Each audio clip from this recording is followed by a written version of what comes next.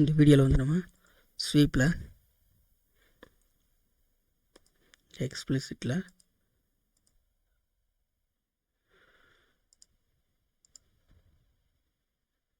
Point and direction இந்த option பார்க்கலாம்.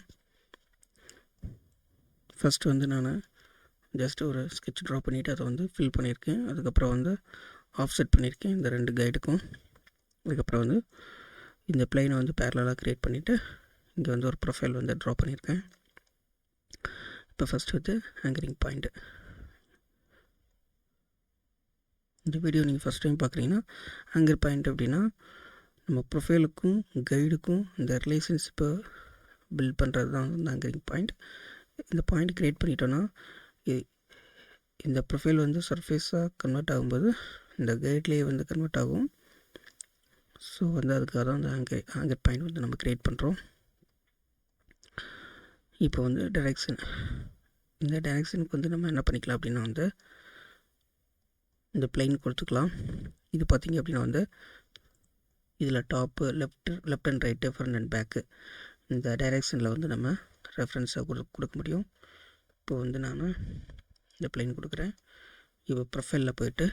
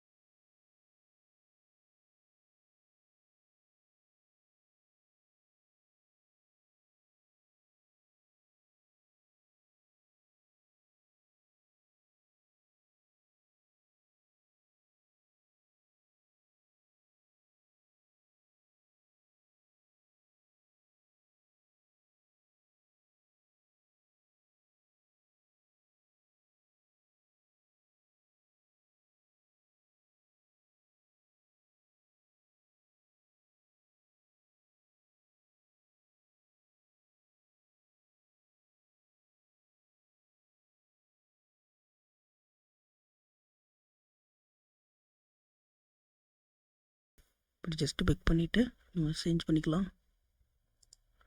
இப்போ ப்ரொஃபைல் செலக்ட் ஆகிடுச்சு. அதுக்கப்புறம் வந்து கைட் 1, இது வந்து கைட் 2.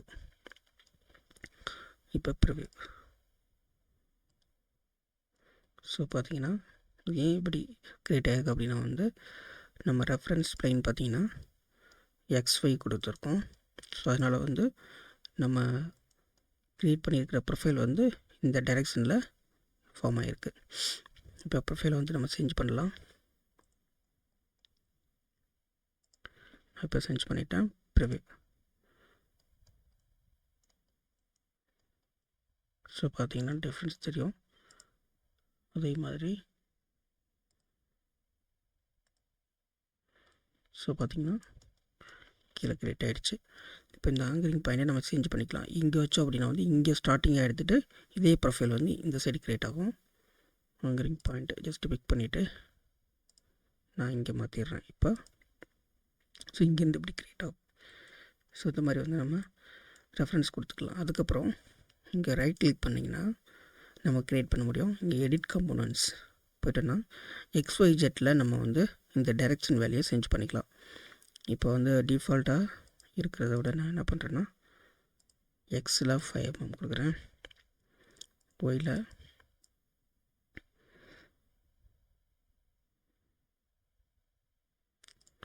2 கொடுக்குறேன். ஓகே. ஸோ பார்த்திங்கன்னா சேஞ்சஸ் ஆகிடுச்சு. ஸோ அதை பேஸ் பண்ணி வந்து நமக்கு ஃபார்ம் ஆகும். இந்த சர்ஃபேஸ் வந்து அதை பேஸ் பண்ணி ப்ரொஃபைல் வந்து ஃபார்ம் ஆகும்.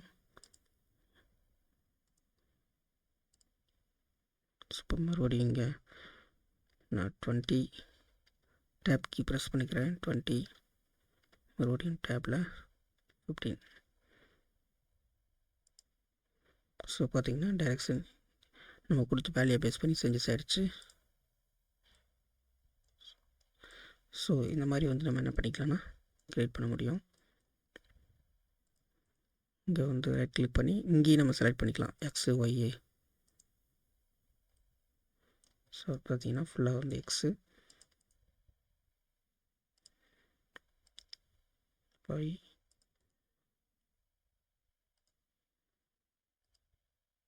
ஜெட்.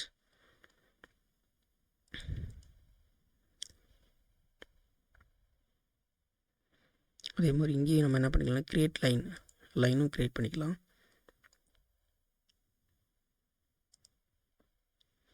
இப்போ வந்து நம்ம இங்கே கொடுத்துருக்கோம்.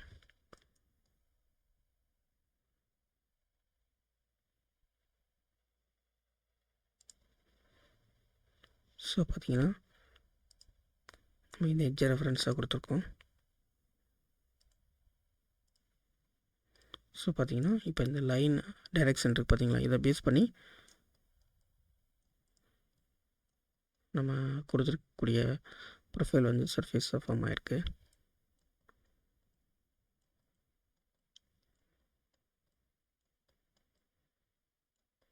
ஃபுல்லாக ஸோ இந்த மாதிரி வந்து நம்ம பாயிண்ட் அண்ட் டைரெக்ஷனை வந்து யூஸ் பண்ணிக்கலாம்.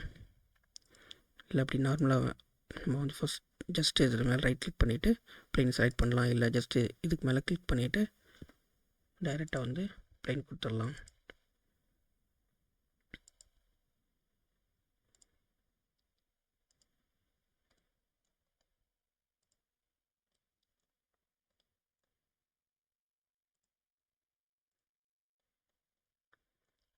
இப்போ வந்து ஆங்கரிங் பாயிண்ட்டை சேஞ்ச் பண்ணிடுறேன்.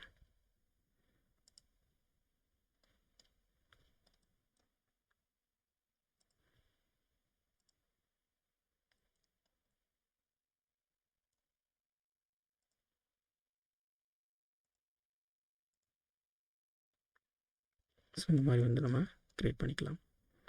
Okay, update.